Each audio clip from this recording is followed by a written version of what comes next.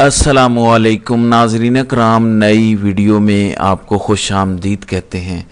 बड़ी अहम डेवलपमेंट्स इस वक्त इसराइल और ईरानी फ़ाइट के हवाले से जो है वो मैं आपके साथ शेयर करने जा रहा हूँ। ईरान ने जवाबी हमला कर दिया है और ये भरपूर जवाबी हमला है इसराइल के ऊपर। इसराइल ने जो अटैक किया था ईरान पे वो बड़ा खौफनाक था। उसमें ईरान के 4 बड़े जनरल्स मारे गए, 6 बड़े कीमती साइंसदान भी शहीद हो गए और बड़ी खौफनाक सिचुएशन थी। एक बड़ा मायूसी वाला दिन था ईरान और उसके हिमायतियों के लिए, क्योंकि बहुत बड़ा नुकसान हुआ और इसराइली इंटेलिजेंस ने जो इतलाआत फराहम की उसके बाद जो अटैक किया गया, ईरान इस किस्म का अटैक एक्सपेक्ट नहीं कर रहा था कभी भी कि इतना बड़ा उनके लिए मुश्किल वक्त आ जाएगा कि उनके मिलिट्री जनरल्स मारे जाएंगे, ख़ास तौर पर उनके आर्मी चीफ, फिर पासदारान इनकलाब के जो सरबराह हैं वो भी, और दीगर 2 बड़े इंपॉर्टेंट जनरल, बड़े कीमती साइंसदान, और फिर उनकी एटमी तनसीबात पर अटैक। ये सारा बौखला देने वाली चीज़ें थी और बड़ी खौफनाक चीज़ें थी। लेकिन ईरान को दाद देनी पड़ेगी। दाद इसलिए देनी पड़ेगी कि इतने बड़े अटैक के बाद, देखें पाकिस्तान पर जब इंडिया ने अटैक किया तो हमें पता था कि हम पर हमला होना है। हमारे पास हमारे इंफॉर्मेशन मिनिस्टर ने भी कह दिया था, हमारे वजीर दिफा ने भी कह दिया था कि इंडिया ये करने जा रहा है। उनको इस बात का आइडिया था। फिर इंडिया ने अटैक किया तो हम उसे रोक तो नहीं पाए। इंडिया ने मसाजिद को निशाना बनाया, सिविलियंस को निशाना बनाया और अपना टारगेट अचीव किया और भाग गया। तो हमें जवाब देने में 4 से 5 दिन लग गए थे। पाकिस्तान को जवाब देने में 4 से 5 दिन लगे। हालांकि हमारी पूरी फोर्सेस अल्हम्दुलिल्लाह महफूज थी, सलामत थी। हमें 4 से 5 दिन लगे जब हमने इंडिया को जवाब देना शुरू किया और फिर जवाब दिया। लेकिन दूसरी जानिब जब आप ये देखते हैं कि ईरान के अंदर इतनी बदतरीन सूरत हाल है कि उनका आर्मी चीफ शहीद हो गया, पासदारान इनकलाब के जो चीफ हैं वो शहीद हो गए, दीगर जो उनके इंपॉर्टेंट जनरल्स हैं वो शहीद हो गए, उनके साइंसदान मारे गए, स्ट्रैटेजी बनाने वाले बड़े इंपॉर्टेंट लोग मारे गए। उसके बावजूद 24 घंटों से ईरान ने बड़ा तगड़ा जवाब दिया। ईरान ने क्या जवाब दिया ये मैं आपको बता देता हूं। नाज़रीन इकराम, ईरान की जानिब से मिज़ाइल अटैक किए गए हैं और ये मिज़ाइल अटैक ईरान ने किए हैं इसराइल के मुख्तलिफ इलाकों में। जो मेन जगहें अभी तक पता चली हैं उनमें तेल अवीव में अटैक हुआ है, वजारत दिफा पर अटैक किया गया, फौजी तनसीबात पर अटैक किया गया, वजारत मईशत इसराइल की उस पर अटैक किया गया, हिफा के कुछ इलाकों में अटैक किया गया। ईरान ने इसराइल के मुतादिद ऐसे इलाकों पर अटैक किया है जहाँ पे इसराइल के हसास करार दिए गए वो इलाके हैं। गैस का प्लेटफॉर्म है समंदर में, उस पर भी ईरान ने अटैक किया है। अब बहुत सारे लोग ये प्रोपोगेंडा करते रहे हैं हमेशा ईरान के खिलाफ कि ये इसराइल की प्रॉक्सी है और ईरान इसराइल के साथ मिला हुआ है। इस किस्म की बातें बहुत सारे लोग करते आए हैं। एक तो बहुत बड़ी डिवाइड है हमारे अंदर सुन्नी शिया फसाद को लेकर। हालांकि गैर मुस्लिम ऐसे नहीं देखते, वो हमें एक मुसलमान के तौर पर देखते हैं और सभी को मारते हैं। लोग अपने अपने फ़ायदे के लिए एक डिवाइड पैदा करके रखते हैं। तो आज मेरे ख्याल में सबको ये जवाब मिल गया होगा कि इसराइल और ईरान में जेन्युइनली एक लड़ाई चल रही है, बड़े लंबे अरसे से चल रही है। ईरान अपनी सपोर्ट के ज़रिए से, कहीं ना कहीं तंजीमों के ज़रिए से इसराइल के साथ एक लंबी लड़ाई के अंदर है, बड़े अरसे से। और अब ये एक बराह रास्त जंग के अंदर कन्वर्ट हो गया। पहले इसराइल ने अटैक किया, बड़ा खौफनाक अटैक था, उनकी इंटेलिजेंस बड़ी कामयाब थी, उन्होंने बड़े बड़े टारगेट अचीव किए। लेकिन इतने बड़े टारगेट अचीव करने के बाद शायद इसराइल भी ये नहीं सोच सकता था कि ईरान इतनी जल्दी रिटेलिएट करेगा और इतनी अच्छी प्लानिंग के साथ रिटेलिएट करेगा। ईरान ने क्या किया ये है कि इसराइल के इंपॉर्टेंट एरियाज पर अटैक किया। उसके मनाजिर आप देख लें, पूरे सोशल मीडिया पर फैले नज़र आ रहे हैं कि बड़ी तेज़ी से बम आते हैं, वो गिरते हैं इसराइल के मुख्तलिफ इलाकों में।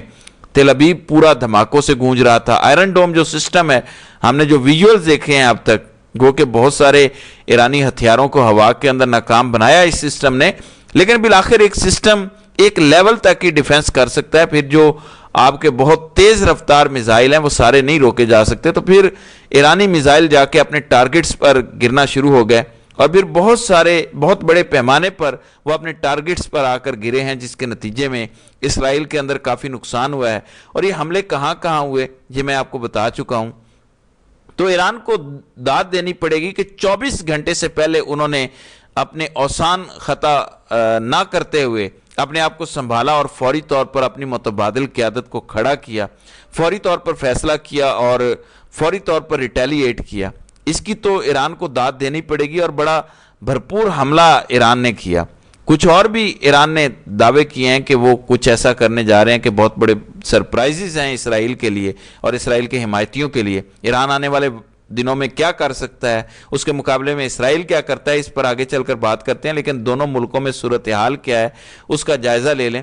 دونوں ممالک میں اس وقت میزائل گر رہے ہیں اور دونوں ممالک میں جانیں ضائع ہو رہی ہیں۔ یعنی جو انفارمیشن آئی ہے ایرانی میڈیا کی جانب سے کہ 70 سے زائد لوگ شہید ہوئے، جو انفارمیشن آ رہی ہے اسرائیل سے وہاں زخمیوں کی اطلاعات ہیں، جو لوگ مارے گئے ہیں ان کے بارے میں ابھی تک اطلاعات نہیں ہیں۔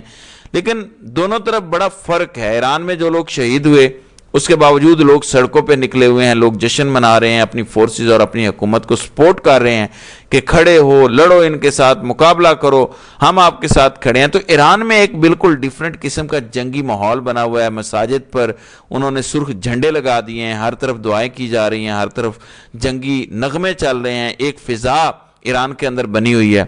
جبکہ اسرائیل کے اندر جب آپ مناظر دیکھتے ہیں وہ اس سے بالکل مختلف ہیں۔ سب سے پہلے ہم نے دیکھا کہ ایک جگہ پہ گیدرنگ تھی اسرائیلیوں کی بہت بڑی، جیسے ہی ایران نے اٹیک کیا تو وہاں بھگدڑ مچ گئی۔ وہ مناظر سوشل میڈیا پر میں دیکھ رہا تھا، لوگ یہ کلیم کر رہے ہیں کہ یہ مناظر اس وقت کے ہیں جب ایران نے اسرائیل پر اٹیک کیا۔ لوگوں نے ایک دوسرے کو بھی نہیں دیکھا، ایک دوسرے پر چڑھ کر بھاگتے ہوئے نکلے کہ ہم کسی طرح بیرکس کے اندر گھس جائیں۔ زیر زمین بنکرز بنے ہوئے ہیں اسرائیل کے اندر۔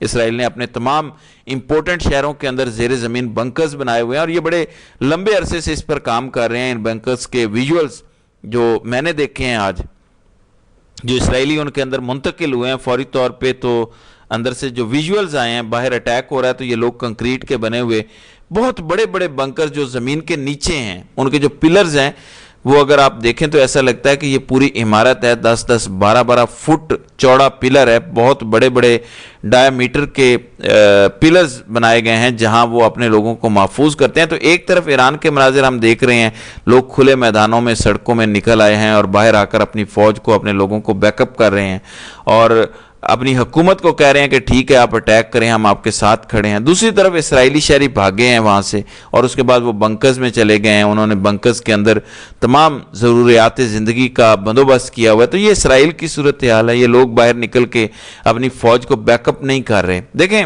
دیکھ نہیں رہے جنگ کو، یہ اندر چلے گئے ہیں اپنی جان بچانے کے لیے۔ تو اسرائیل ایران دونوں کا ماحول بہت مختلف ہے۔ ایک طرف ایسے لوگ ہیں جو اپنی جان بچانا چاہتے ہیں اور بنکرز کے اندر چلے جاتے ہیں، ایک طرف ایسے لوگ ہیں جو اس جنگ کا حصہ بننا چاہتے ہیں اور باہر آ کر اپنی فورسز کو سپورٹ کرتے ہیں۔ لیکن یہاں ایک چیز ہے کہ دونوں ملکوں کا بارڈر ساتھ نہیں ہے۔ ایران کو سب سے بڑا نقصان یہ ہے کہ ایران اور اسرائیل کا بارڈر ساتھ نہیں ہے۔ ایک بارڈر اگر بارڈر ساتھ ہوتا تو آج صورتحال مختلف ہوتی، بلکہ بہت پہلے ہی بدل گئی ہوتی۔ لیکن ایران نے ٹکر دی ہے اسرائیل کو، یہ بات سچ ہے۔ باقی کوئی عرب ملک اس لیول تک نہیں آیا یا اس نے یہ کام نہیں کیا، لیکن ایران نے اسرائیل کو ٹکر دی ہے اور فوری طور پر واپس جوابی کارروائی ایران کی جانب سے کی گئی ہے۔ حالانکہ اردن نے بیچ میں ایران کے کچھ ڈرونز ناکارہ کیے ہیں۔ اسرائیل کی جانب سے ڈرونز آتے ہیں تو وہ کچھ نہیں کہتے، اسرائیل ان کی ایئر بیس استعمال کرتا ہے تو کچھ نہیں کہتے، لیکن جب ایران اسی ایئر سپیس کو استعمال کرنے کی کوشش کرتا ہے تو پھر انہیں برا لگتا ہے اور وہ اس کو روکتے ہیں۔ تو اتفاق اور اتحاد نہیں قائم ہو پا رہا مسلمان ممالک کے درمیان۔ جو اسرائیل کے خلاف بات کرتے ہیں، فلسطین کے حق میں بات کرتے ہیں، بظاہر بات کرتے ہیں، پریکٹیکلی اکٹھے نہیں ہو پاتے۔ اب ایران نے یہ اٹیک کیسے کیا، یہ ایک بڑا سوال ہے۔ ایران نے جو حملہ کیا ہے اس میں انہوں نے اپنی سب میرینز استعمال کیا۔ میں نے آپ کو بتایا تھا کہ ایران کے پاس جو میزائلز ہیں وہ بہت زیادہ لانگ رینج کے نہیں ہیں، یعنی چند میزائلوں کے علاوہ ایران کے زیادہ تر میزائل کم رینج کے ہیں۔ وہ بڑے اچھے میزائل ہیں، بڑے ایکوریٹ جاتے ہیں، لیکن ان کی رینج اسرائیل تک نہیں جاتی کیونکہ 2200-2300 کلومیٹر اسرائیل دور ہے۔ تو جو 1500 کلومیٹر والا میزائل ہے وہ وہاں نہیں جا سکتا۔ تو اس میں ایران نے ایک نئی اسٹریٹجی اپنائی ہے، وہ سمندر کے رستے گیا، وہ قریب پہنچتا ہے اسرائیل کے، اور اپنی جو سب میرینز ہیں ان کے ذریعے وہ نیچے سے اس نے میزائلز لانچ کیے اور وہ جا کر اسرائیل میں گرے ہیں۔ تو یہ ایک اسٹریٹجی ہے جس کے ذریعے سے ایران نے اپنے میزائلوں کو اسرائیل تک پہنچایا ہے۔ اب ایران نے یہ دعویٰ کیا ہے کہ آئندہ آنے والے وقت میں وہ اور بھی سرپرائز دے گا اسرائیل اور اس کے اتحادیوں کو۔ ایران کیا کر سکتا ہے اس کے بارے میں آپ کو بتا دیتا ہوں۔ دیکھیں، ایک تو کچھ رپورٹس آ رہی ہیں جو انکنفرمڈ ہیں، ظاہر جنگ ہے، دونوں طرف پروپیگنڈا بھی ہے، ایسی انفارمیشن آئیں گی جس کی ہم تصدیق نہیں کر سکیں گے کیونکہ جنگی ماحول ہے، لیکن جو انفارمیشن ہے اس کے مطابق چائنا اور رشیا ایران کی مدد کر رہے ہیں، اور یہ پہلے بھی ایران کی مدد کرتے آئے ہیں کیونکہ دونوں دوسری طرف امریکہ کی ہمیشہ اسرائیل کے لیے مدد ہوتی ہے۔ ایران کے چین کے ساتھ تعلقات بڑے مثالی ہیں، رشیا کے ساتھ بڑے اچھے تعلقات ہیں، تو ان تعلقات کو استعمال کرتے ہوئے ایران ان سے مدد لے سکتا ہے، اور کچھ اطلاعات ایسی آ رہی ہیں کہ کچھ میزائلز ایسے ایران کو فراہم کیے گئے ہیں جو آئندہ آنے والے وقت میں ایک بڑا سرپرائز بن سکتے ہیں اسرائیل اور اسرائیل کے اتحادیوں کے لیے۔ تو یہ اس وقت صورتحال ہے۔ بہرحال دیکھتے ہیں کہ آئندہ آنے والے دنوں میں اس حوالے سے مزید کیا ہوتا ہے۔ تو ناظرین کرام، آپ کی اس ویڈیو کے حوالے سے کیا رائے ہے؟ آپ اپنی رائے کا اظہار کامنٹ سیکشن میں ضرور کیجیے گا۔